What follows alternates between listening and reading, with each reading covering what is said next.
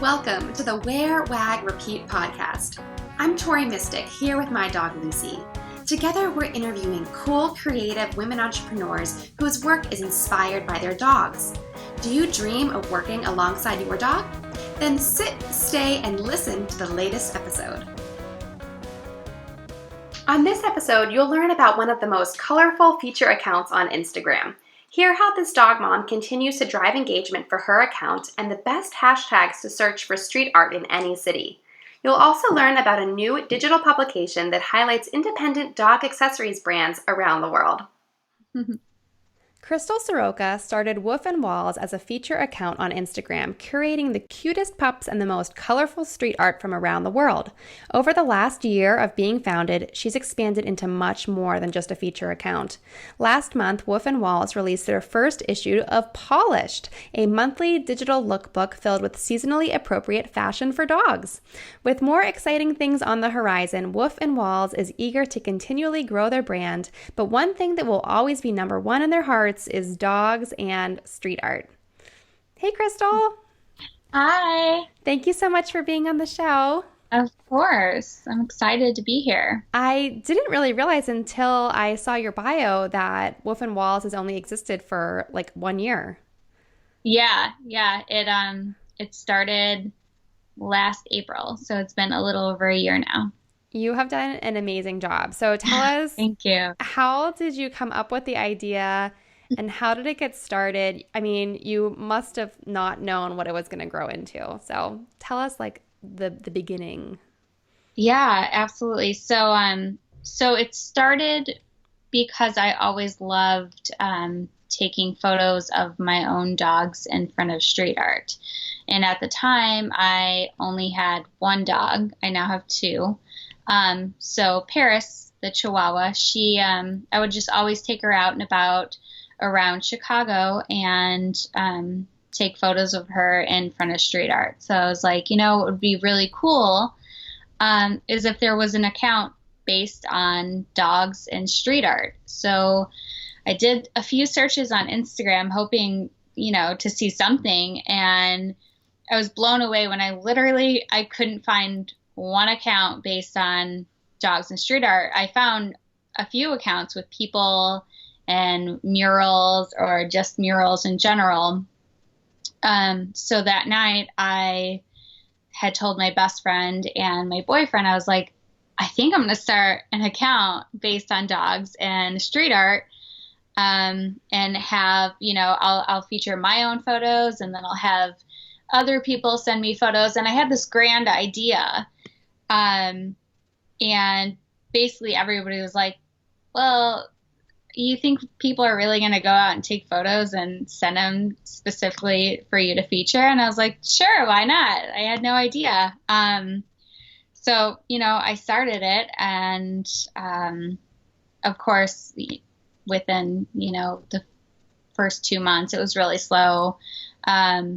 And a few times I was like, why did I do this? This is, I'm just featuring my own dog. And, but I don't know. I feel like it kind of happened overnight to where I began getting like photos and tags and, people would DM me their photos and I was like, wow, this is actually catching on. So I would say within, the first 3 to 4 months, it kind of picked up speed, and then we were featured on BuzzFeed, which kind of made it really big overnight, I want to say. Yeah, I bet. So, ever since then, it's kind of been on like a speed train, and it's continued to grow, and it's just been an amazing experience, and I haven't looked back. So that's the story. That's so awesome. And it's so amazing like how much things can change in 1 year. Like a year and a half ago, this didn't exist. What is your day job that you do, or what else do you do besides Woof and Walls? So my day job, I work as a sales assistant at a digital media company, and I kind of just go through like the daily grind during the day of like doing something that I have no passion for whatsoever. and daydreaming about someday being my own boss and, building my own brand, which is why I'm working so hard every single day to try and do something like that. Right. But yeah, everybody knows, obviously, it's really tough to be an entrepreneur, but I am trying my hardest. But yeah, that's my day job. I work full time, and then I come home at night and do Woof and Walls and our magazine that we just started full time at night. It's a lot. You're doing an amazing very busy, job. yeah. Do your coworkers know that you're Insta famous? Insta famous. Yeah, a few of them are aware that I spend a lot of time on Instagram. They think it's really cool, and a few of them are like, well, what are we going to do when you leave us one day? Mm-hmm. And I'm always like, oh, you'll be fine. You'll find somebody. Right, because it will happen one day. Hopefully a girl can dream. No, I think it definitely will happen. Oh, so the BuzzFeed article was like a huge catalyst for you. Were there other influencer accounts or big dog Instagram accounts that you partnered with kind of early on, or who submitted photos that helped you to build up such a dedicated audience? I'm sure there were bigger accounts that either tagged Woof and Walls, but I would honestly say even like the small accounts that tagged Woof and Walls, I think every single account that tags use the hashtag Woof and Walls. I mean, it still spreads to, their followers or somebody just telling their friend about it. So I wouldn't necessarily say it's just, big accounts telling other accounts whatever. I would say any kind of word of mouth or I don't know, anybody seeing that hashtag or the tag in a photo, it helps. I love that. That's such a great perspective. I think everyone's so focused on numbers and size, but there are accounts that have like a couple hundred followers that take amazing photos. Exactly. And you feature such a huge variety.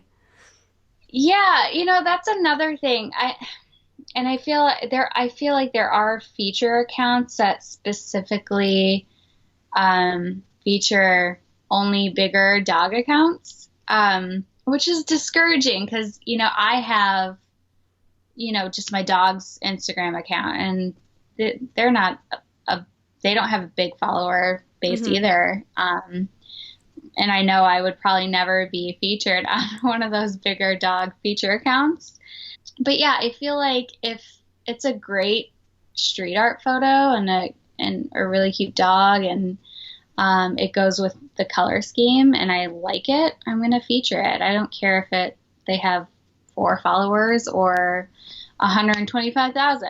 Yeah, that's so awesome. Follower count doesn't really matter and if I'm going to feature them or not. Yeah, no, it really does not matter at all. You just mentioned like the color scheme of your account, and that is one of my favorite things. I show like random people, like I'll be in a bar talking about Instagram and I'll pull up your account to be like, look at how she organizes this, because I love how it's like a color wheel, kind of the order that you've done the photos in. How did you come up with that? Because I think it's so original. Oh, thank you. I honestly, I love the way it looks.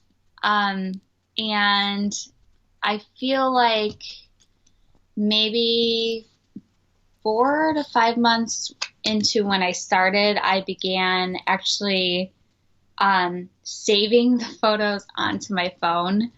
And in order for me, because I'm a little OCD, in order for me to stay organized with all of these photos that I save on my phone, I had to create folders, and I created them by color. So in my phone, I have, I don't even know, like 25 different folders, I want to say, of just a ton of pictures, but they're all organized by color. So I feel like because I do that, I find it easier to organize the feed by color. And I think it looks prettier. It looks wonderful. Do you use a like planning app to plan your feed? I do have a planning app. I only use it sometimes, if like I'm not sure if, if the picture has the same colors, but I'm not sure if, the pattern on the wall matches up with the other pictures that I've featured. So that's when I'll use the planner thing. Otherwise, I kind of just wing it and hope that it looks good. But so far, I think it's been pretty cool. I'm just wondering, what are some of the things that you do on a regular basis on Instagram to keep growing? Because I think you do have such a great grassroots word of mouth campaign going on. But is there anything that you're doing that's like totally in your control to build up your Instagram account? I think one of the things that has been really cool, because it allows all of my followers to see other cities and other street art, is my takeovers. So explaining that, I'll have somebody log on to the Woof and Walls Instagram account. So I'll create a password for them, and they can log on from their phone, and they basically just go out for the day and wall crawl, and they post videos in my stories of them exploring their city, which is really cool because it allows, like I said, my followers to see all these other cities and all this other street art from around the world. So I think when other accounts take over, they're able to let all their followers know, hey, we're taking over on Woof and Walls for the day, go check it out. I think that's a really good way to kind of get exposure on other people's accounts and allow them to see what you do. Yeah, I think it's really fun. Lucy and I did a takeover. Yeah, I loved that one so much. Semi-recently. So yeah, we were both exhausted. It's really tiring, and I've messaged with other people who have done your takeovers, and we're all like, oh my God, it's so much work. Like in a good way. It's really fun, but you don't realize how tiring it is to walk around and take photos at murals or drive to different locations. But it is really cool. And from watching your takeovers, like I am already in my head planning trips to Nashville and Chicago and New York because there are so many great photo ops everywhere. I know. If I could travel the world and see half of these walls that I see every single day on my phone, I would, be so happy. But yeah it's amazing to see the street art from around the world and all the beautiful pieces. I think that's really cool. It's really cool. Do you have any tips for people to find great street art in their own city? Yeah, so I think the best way to do it, honestly, is on Instagram. So, for example, I live in Chicago, so I'll search the hashtags Chicago street art or Chicago murals or whatever city you live in, Nashville street art, Florida street art, Tampa, whatever city you live in. I would just do a search on Instagram using that hashtag, and Chicago has, almost 100,000 hashtags under that. So for your city, I think it's the very best way to find out what street art is around you. I just went to Madison and I wanted to see what street art was there. So I used the hashtag Madison street art and found some really cool walls that were nearby where we were staying. So yeah, I think Instagram is probably the best way to find street art that you never even knew was right down the street. Right. Yeah. And if you're lucky, someone checked in with like a geotag and you can find it easily. Yeah. And I mean, a lot of them are duplicated. So if one account didn't geotag, another account will. And I think that's another really important thing with using Instagram. And, if you have a street art photo, is geotagging that location so other people can enjoy that and take a picture of it. And a lot of bloggers like to keep their street art location secret. That's just a little tidbit, but yeah, if you take a street art photo, geotag so everybody can enjoy it. Yeah, why not? Share the love. And I think that like more businesses should paint their buildings fun colors and have fun murals and stuff like that too. There's a building right around the corner from where I live that's bright pink, and we go over there and take photos all the time. I know. And now it's kind of like a trend. Every blogger in Pittsburgh goes there to take photos. So it's really fun. Yeah, I agree. I think every business should paint their walls. I mean, look at how much more exposure they get. Right. I think it's like a genius business idea. I saw a mural on Instagram today that it just said, "Don't Instagram this." And that's just an invitation. I mean, it's going to get Instagrammed a lot. Right? If you are the artist who did that, you're kind of genius because your work is being shown no matter what.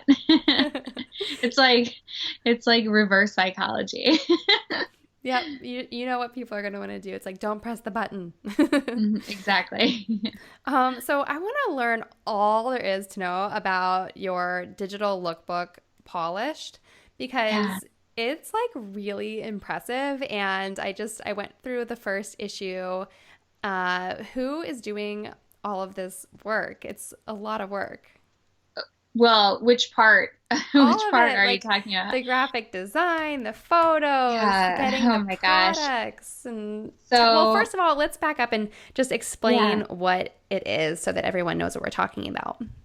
Okay, so Polished is an extension of Woof and Walls, and it basically is a shoppable digital magazine that allows you to see vendors from around the world that have different pet accessories, bandanas, hoodies, t-shirts, collars, leashes, everything you can ask for, we include in the magazine. So basically we released the first issue last month, and we wanted to make sure to make it clickable. So when you're looking at the magazine, you see something you like, you can click on it and it takes you directly to that product or directly to that shop.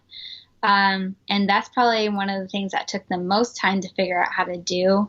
But we finally found the software that does it, and it's crazy. So it's like a clickable PDF? So it is designed in a PDF, and then we take that PDF and we put it into the software that makes it like a actual like digital magazine where the pages like turn and you can see everything like right in front of you. Mm-hmm. It looks like a magazine that is online, basically. Yeah, it's awesome. Okay, so that's what Polished is. Yeah. Now, every page has graphic design elements and beautiful photos and product descriptions and links to buy the products. So, like, who is doing all of it? So we have a designer on our team she's the same designer that did all of Woof and Wall's branding, the logo. Her name's Courtney, and she's incredible. She, God, I don't even know like the words that I want to say, because when I approached her first for a logo, I had no idea like what she was going to give me, but she truly like stepped inside my head and was like, okay, this is what she's going to want. And it is perfect for Woof and Walls. So it's so artistic and it just really sums it up.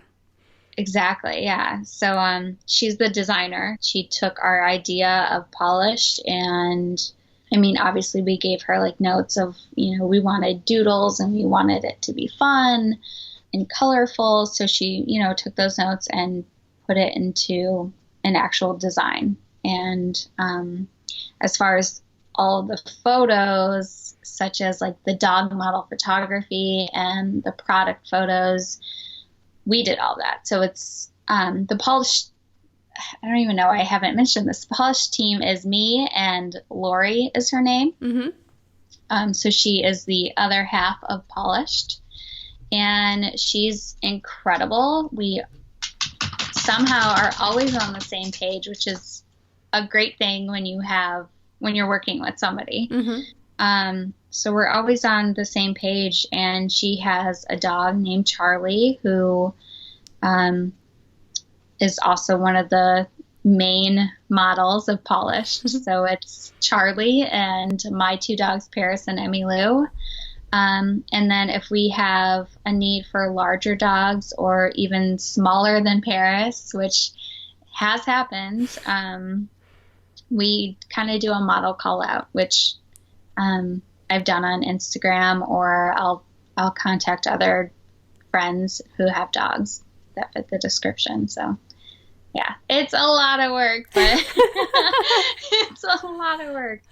But when we finished that first issue last month and I saw the final product, I was so happy, and it just kind of made me want to continue doing it. Oh yeah, it looks amazing. I was so pumped to flip through it because I feel like it's not like I knew you when, but like I did kind of, I've been following your account for a long time, and I just get so excited when I see people, starting new things and growing and figuring things out.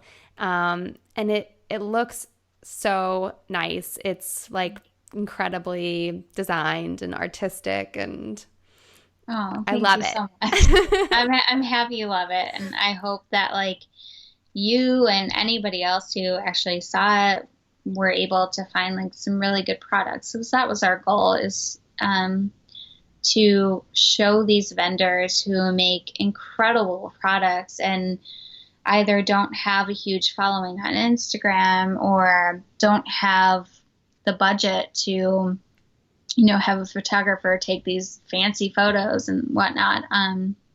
We want to showcase them in the best light and give them exposure that they deserve. So I think that's another important thing about Polish, is continuing to do something like that. Yeah, that's really cool. So is it going to be a monthly publication? Yes. So Polished is going to be a monthly issue. And then this month we have 2 issues. So we have the Halloween issue, which in the beginning we were like, oh, we should do a Halloween issue, not really thinking about the limited time frame and our own schedules. But yes, there is a Halloween issue that's releasing this Friday, October 13th. And very Halloween-y. Yes, Friday the 13th. And then our general issue is going to be released at the end of the month. Oh. October 30th is my date in mind. Hopefully we stick to that. That's awesome. So if anyone wants to like get a head start on their Christmas shopping or anything, they can go to the Polished digital lookbook and kind of click through and discover new brands and buy directly from it. Yes, exactly. So the link is in the bio of Woof and Walls on Instagram, and we're working on building our website right now. But if you click on the link, it takes you directly to the magazine in full screen. And if you scroll through and you find something you like, you click on, there are blinking circles next to the products and the shop names. If you click on one of those, takes you directly to where you want to go. So, yeah. Yeah, it's very cool. So Polished is not the only kind of new endeavor. You're just like thinking of new ideas constantly. So you have like Woof and Floors. Is that right? I do. Yeah. And I haven't really like given any shout outs on that. I don't know why. I think I've just kind of been so busy with everything else. But yes, I started the Instagram Woof and Floors, I want to say like 4 months ago, 3 months ago, something like that. And I don't post as often on there as I do on Woof and Walls. But yeah, it's kind of, I just started that because I was like, I love colorful floor tile or colorful rugs. And so yeah, I started that, and it's there. Yeah, it's just another thing that I should be working on, but well, I think that it's just like you could really get carried away because you could also have like Woof and doors, and like it could just go Woof and cars and like on and on and on. So well, it's funny that you mentioned that because I've done different series on Woof and walls. So I've done Woof and wheels, and I did Woof and floors, and I used to do those series on Woof and walls, but then it kind of got, it screwed up with my feed, honestly, like with the color scheme. It was hard to keep doing all those different series. So yeah, then I decided to start Woof and floors. So I mainly, I post Woof and floors over there, and then I can keep Woof and walls cohesive. Right, because there's probably not as much variety of floor colors, I guess, as there are wall Yeah, colors. exactly, yeah. That's so cool. So is there anything else that that you want to talk about that you have coming up for Woof and Walls and Polished, or any other? I mean, you have so much going on. So anything else you want to plug for everyone to check out kind of leading up to the holidays? Yeah, I think that our biggest thing is this Polished magazine. We're releasing issues every month, and we're putting so much work into it, and our time and our own money into designing and everything. And we're actually not the vendors are sending us products, but we're not charging them for promotion or anything. So it really is like a passion for what we're doing. We love it. We love going out and taking photos of our dogs. And so yeah, there's one thing I would love for people to check that out, and stay tuned for all the future announcements of the issues. And yeah, we plan to continue to post issues each month. We want to do a Christmas issue, so that'll be a really cool one. So now you have me thinking, is the intention with Polished to generate some income? Polished is the magazine, and then we have our business, which Lori and I are starting, which is kind of to have these vendors who want exclusive lookbooks. So just their brand and their own colors and their own total branding, their own lookbooks, if they're interested in that. We are wanting to do that for them. So we actually have a few vendors that are wanting that, which is super exciting. So we're offering the exclusive lookbooks, and we are also offering just solo dog model photography, where we go out and take photos of their products on our own dogs. So they don't have to deal with like the hassle of trying to find dog models and whatnot. So it's harder than it sounds to get a good dog model and good location and everything. It is, yeah. So yeah, we just actually, Courtney, our designer, just finished our media kit and rate sheet, so we were able to have that for any vendors that were interested. That's so yeah, awesome. we have that side business that we're starting, but Polished is exclusively for vendors, and they don't have to pay us to promote their items. They just send us their items and we promote it for them. That's awesome. I love that. So, well, it was so great learning all about everything that you're doing. And I'm sure everyone's going to go check out Polish and check out Woof and Walls. And if you want your own custom lookbook, then you can reach out to Crystal. Yes, absolutely. We'd love to work with everybody. Yeah. Well, thanks so much for being on the show. Thank you. Thanks for having me. Thank you for listening to the Wear, Wag, Repeat podcast. You can fetch show notes for this episode at wearwagrepeat.com. If you like what you hear, please subscribe so you don't miss an episode. And until next time, Lucy and I will see you around the dog park.